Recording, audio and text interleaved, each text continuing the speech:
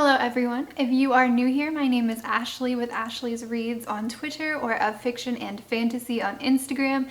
And today I am here to bring you a mid-year Freakout book tag. So if you aren't new here, you're probably thinking, Ashley, you only know how to make hauls, TBR videos, and wrap-ups. And you're not wrong, but we're gonna wing it today. It's gonna be a little bit of improv. It is Friday. I am very incredibly excited. I stayed up until almost 3 a.m. last night playing Sims 4, and Bella Goth went to university and left Mortimer for Hades, god of the underworld. So that was chef's kiss. But anyway, that was completely non-bookish. The mid-year Freakout book tag. I have not done one of these before. I have not been on BookTube for an entire year yet. I think I started in August or September, so we're almost there. But this is my first Freakout tag. And we will be going over 13 questions. I am not going to really describe more than like a brief sentence or like a tagline of sorts for each book, because these are books that I have already included in multiple videos or books that I will be including in upcoming videos. So stay tuned or go ahead and check out my past wrap-ups. If I read them in April or May, then stay tuned also. Let's go ahead and get into it. The first question: the best book that you have read so far in 2021. So far, out of the first 5 months of the year, I have one favorite, and it is These Violent Delights by Chloe Gong. That is a Romeo and Juliet retelling set in China in the 1920s. I think that's right. And it's about gang wars and monsters, enemies to lovers, slow burn. This book was 5 stars. I loved it so much. I expected that I would really like it. It was a book club pick. A lot of my friends had really liked it. It was obviously very popular on social media. So I had hoped that it would be a 5-star read, and I was completely right. It was a 5-star read. I'm very, very excited about that. Question 2, the best sequel that you have read so far in 2021. I went back and looked at all of the books I've read so far this year. I think we just hit 39, very, very close to getting to the yearly goal of 50, so I'm feeling great about that since it's only the beginning of July. And I didn't read really many sequels at all. I think, yeah, my first one listed as a book that I finished this year was Dragonfly and Amber. And that is a complete lie because it just took me months to read it. And anyone who's watched any of my videos knows I would not say that Dragonfly and Amber was the best book of the year in any circumstance. I read a few sequels that I found to be just really disappointing. I would say my favorite sequel that I've completed, I think, would be Ignite Me by Tahereh Mafi. Now, I really only enjoyed, I think I really liked the first half or the first 2/3 of the book. I felt like the last third of the book just kind of seemed like a weird ending to a trilogy that made it seem like there's going to be a book 4 and there didn't need to be. It just doesn't make sense for teenagers to be in extremely high leadership positions when I'm sure there are more qualified individuals. It just seemed really unrealistic and turned me off, and it makes me not really want to read book 4, but I will eventually read book 4. I think a book that I liked more, a sequel that I am currently a little over halfway through, this is book 4 of the A Court of Thorns and Roses series, and I really, really am enjoying this book so far. I feel like there is a lot of good representation in this book for like mental health and dealing with past traumas, and I would not like to talk about my own personal experiences, but I felt really like seen in this book in a way that I have not in other books. And so I don't know, I feel like this is a book that I wish that I would have read when I were in college. And so I am really grateful that I get a chance to read it now, and I just feel like I can connect with the book in a way that obviously it feels strange to say when it's about Fae, but I like it a lot. I like where it's going. Question 3 is new release that you haven't read yet but want to. And this one, I have 3. So let's see. Again, I just painted my nails, so I'm grabbing all the books strangely. Okay, so this one, Good Girl, Bad Blood by Holly Jackson, is the sequel to A Good Girl's Guide to Murder by Holly Jackson. I loved that. That was one of my first thrillers or like murder mysteries-ish that I've read.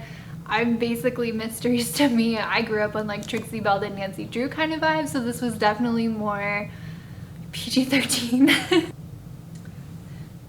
I also really want to read A Vow So Bold and Deadly by Brigid Kemmerer. This is book 3 in the A Curse So Dark and Lonely series. This is a Beauty and the Beast retelling. The first one was, this is definitely gone way off course. I don't remember the Beauty and the Beast sequels, but I don't think this has anything to do with it. But yes, I also really want to read this. It came out January 26th. I had pre-ordered this book and the last book, and I hope to get to them. This one is on my TBR for July, but it is not in the current like runners up for what I'm planning on reading. The third book that I want to read that I haven't gotten to yet is Six Crimson Cranes by Elizabeth Lim. I don't even own this one. I did not manage to get an ARC for it, so I'm going to have to either get it from the library or purchase it somewhere. All I know is that it's about a princess in exile and she has forbidden magic, I believe. I remember nothing else because, again, I'm not a synopsis kind of girl, but from what I did see about it, it looked really interesting, and it seems like a lot of my friends are really enjoying it that have similar book tastes to me, so I'm really excited to eventually get my hands on that one. Probably won't be in 2021 though, to be quite honest. And that one actually just came out on July 6th, if I didn't say that already. Question 4. The most anticipated release for the second half of the year. I thought I would have a top 3 for this, but it was easily hands down Our Violent Ends by Chloe Gong, which comes out on November 16th. I don't think there's a pre-order campaign yet, but I feel as though I am going to give in and pre-order it anyway because I'm pretty sure it will be a 5-star read for me. It was very interesting and I loved all of the side characters and the main characters and the plot, the atmosphere. It was great. This just turned into a Chloe Gong stan account and I didn't mean for it to, so my apologies. Question 5, a biggest disappointment of the year. I have a top 3. Shadow and Bone by Leigh Bardugo. I loved Crooked Kingdom. I loved Six of Crows. I just said those names backwards. I have a reading vlog of me reading Crooked Kingdom and like crying and laughing within the same 10 minutes. It was a great duology to me. 5 stars. I was so excited. A little panicked when I realized that it was in the Grisha-verse, which had a trilogy before it. So all of the mentions of characters that were Grisha, I just went over my head. So I was very excited to read this trilogy, especially knowing that there was a TV show and everyone has always been going on, even since before I read the duology, about how much they love like the Darkling and Alina. So I had very high expectations that this would be a 5-star book. It wasn't. It was just average. I guess I'm spoiling my June wrap-up, but I gave this a very low 3 stars. The writing was okay. There wasn't really anything about this book that made it feel special to me. I didn't really connect to any of the characters. I liked Jenya a lot. She was very interesting. But everyone else, I didn't get the hype with the Darkling. I hear he's in like a lot more and there were changes made to him on Netflix. I don't know how I feel about that. But there just seemed to be almost no build up to any of the romance scenes. So I was kind of like, well, what's happening here? Like there was no like desire to keep reading. I was just shocked. And so I didn't like fall for, and the foreshadowing seemed pretty blunt. I knew who was going to be the villain. Again, that was probably just spoiled to me. I didn't really like Mal. I guess Mal was my favorite out of the love triangle of sorts, but even that I was kind of like, there were a few good quotes.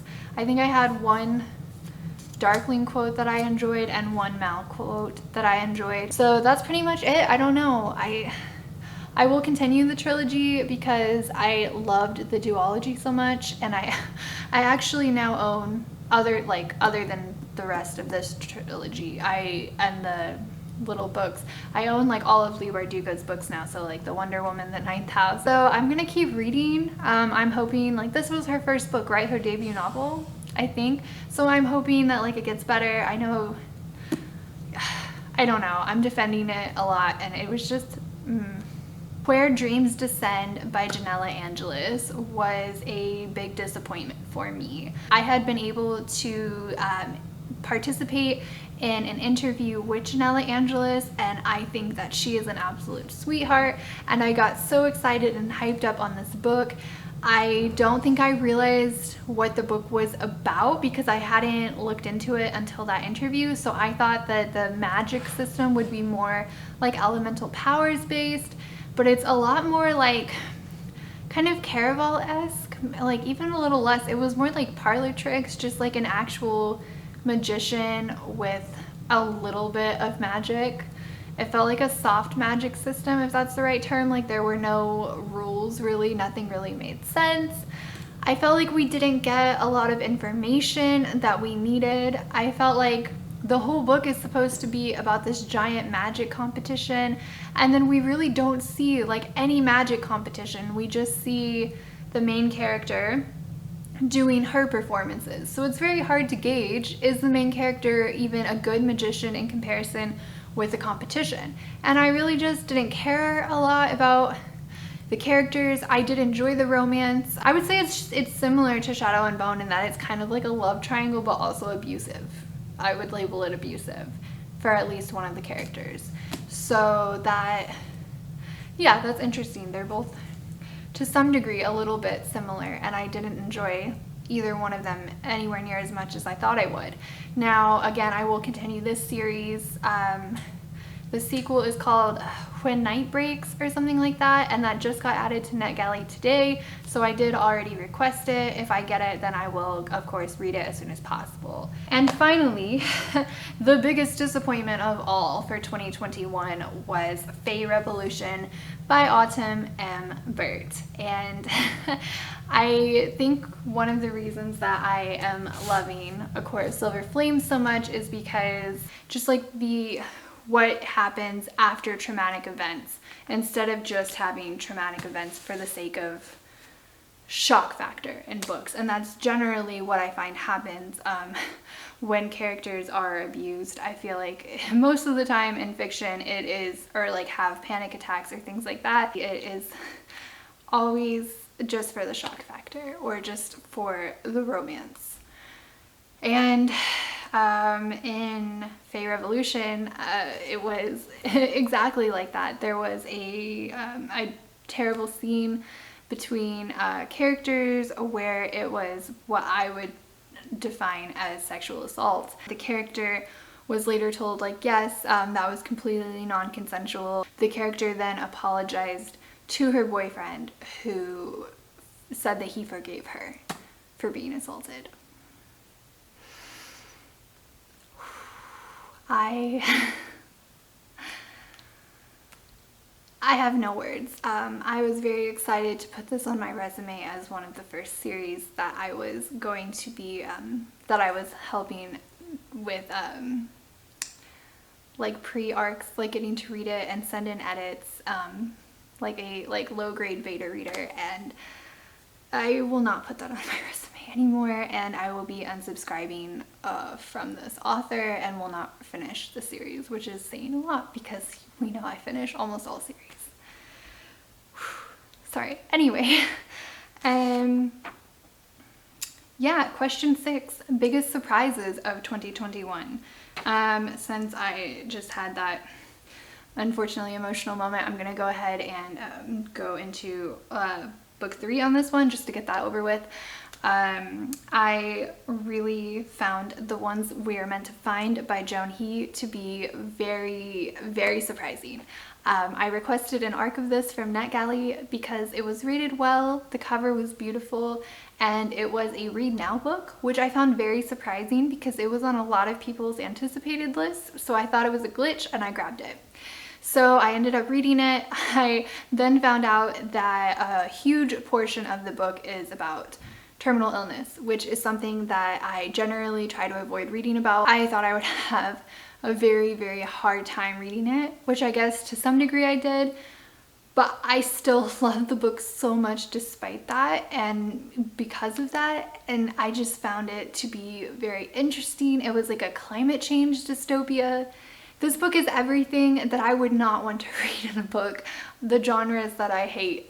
It was a little, I think, gory, and it was so good. It was about family and the plot twists were amazing. I want to go read more books by Joan, and I'm so surprised that I gave it 5 stars. Okay, moving on to happier topics. Another book that I found surprising was Spark to Shadow by Atima Kim.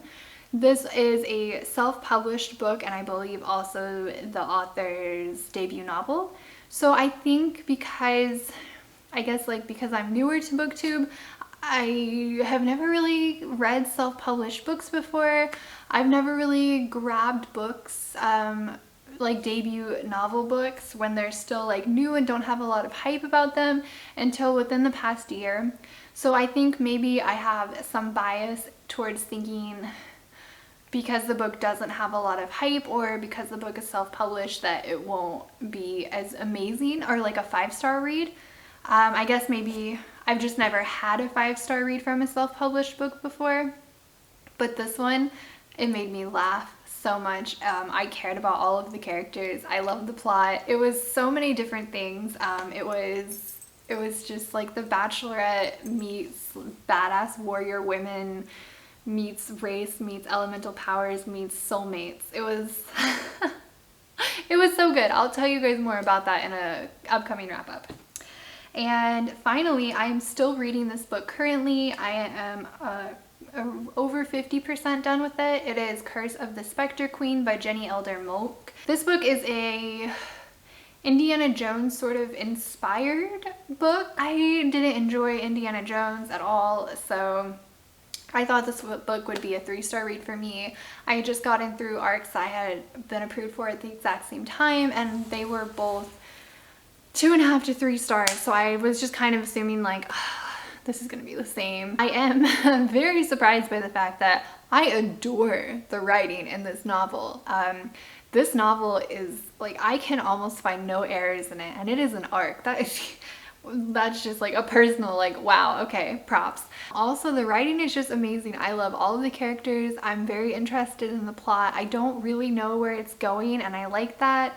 And the romance, or like the hints of romance, are so good and involve a lot of tropes that I really enjoy. So I'm very shocked, but it's great. Question 7, a favorite new author, debut or new to me? Atima Kim, who wrote Spark to Shadow. Joan, who wrote The Ones We're Meant to Find. I also really enjoyed Kate Clayborn. This is not a debut novel. I think she has at least 2 books out already. I received as an advanced copy, and this book is a contemporary romance. I am not a huge contemporary romance person or contemporary in general, but this book was so good. It was like an enemies to friends to lovers slow burn, and where is this quote that I really loved? Hold on. It just had a lot of really good quotes in it. I felt like there were learning moments in the book. I really liked this quote that said, "You don't have to love people the way you learn to love it first." And I think that was in reference to like how your parents show you love. And I found that really compelling. And I don't know, it just changed me a little, I think, in a positive way. That's saying so much, but I really enjoyed it. It was probably my favorite contemporary read of the year so far. Another new favorite author She has a lot of series out, and I think they're all very different, but Jennifer L. Armentrout, I have only read From Blood and Ash by her, so, and again, I've only read one book by all four of these people, so I could change my mind, but this book was really, really enjoyable for me. It was a lot of like the same tropes that we've seen in the past, like vampires, werewolves kind of deal. So I just loved, I don't know, I loved that I picked it up and didn't want to put it down. That's really it for explaining it. Question 8, newest fictional crush. I would say I put a lot of thought into this. I looked at all of the books that I rated 5 stars, and I did not have a lot of new like crushes or characters. So I would say Roma Montagov from These Violent Delights and Bennett Steeling from Curse of the Spectre Queen. One is the heir to a rival gang of the main character, and he is based on Romeo from Romeo and Juliet, and Bennett is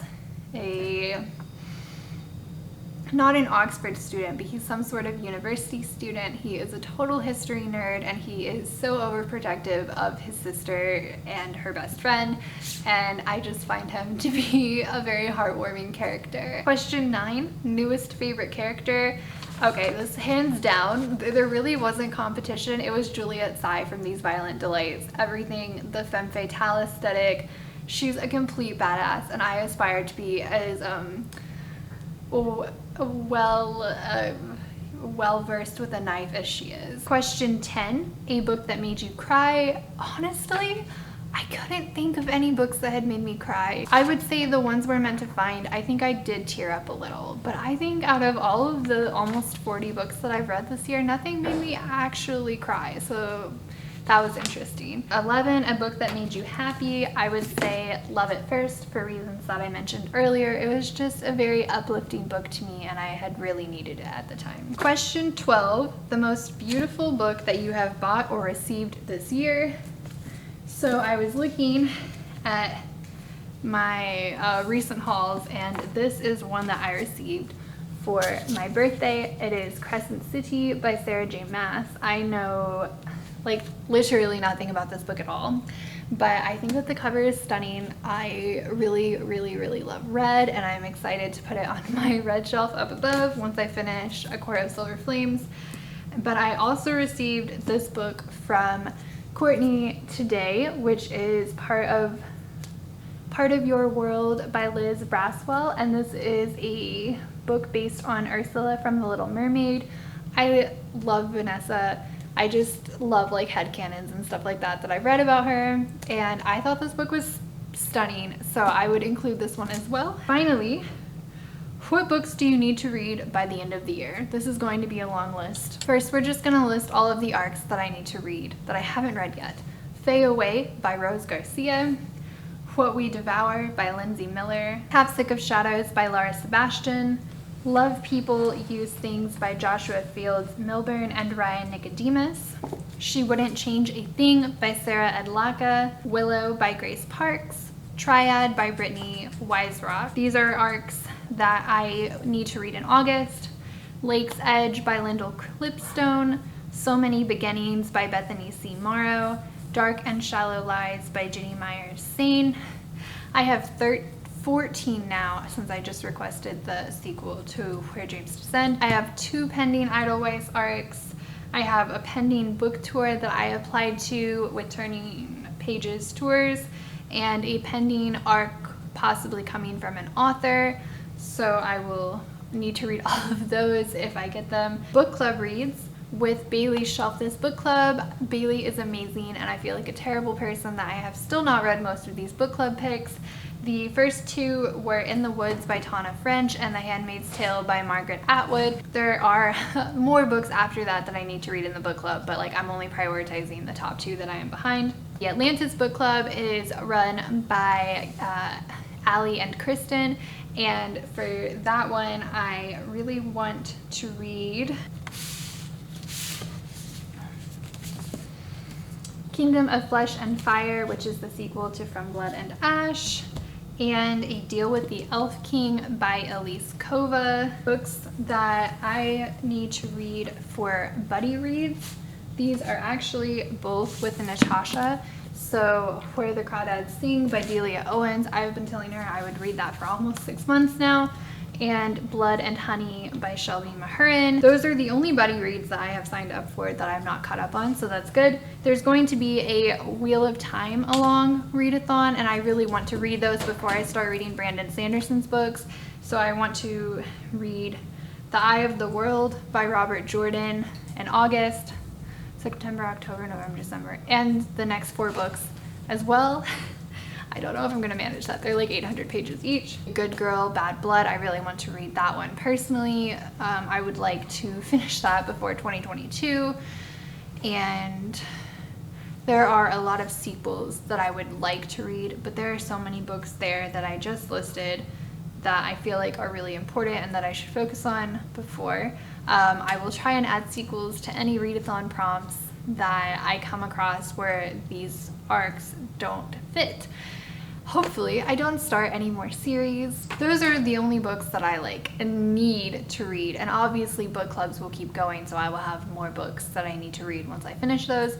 But currently, that is my most urgent, oh my god, I have to read all of these ASAP. There's like 21 books that I just listed, not counting all of the pending books. Oh, Jack found his ball. So that is pretty much it for the book tag. I thought this would be really short, but maybe it wasn't at all. If you have not done this book tag, then consider me tagging you personally to do this book tag. You can say that I tagged you. That's totally fine. I had a lot of fun with this.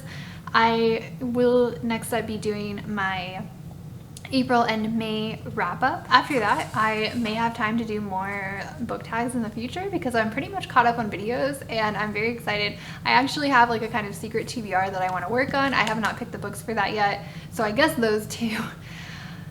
We'll think about that another time. Thank you so much for listening to my answers in this book tag. Let me know if you read any of the books that I have mentioned, and I would love to hear your thoughts on them as well. And I hope that you have a wonderful weekend. Bye guys.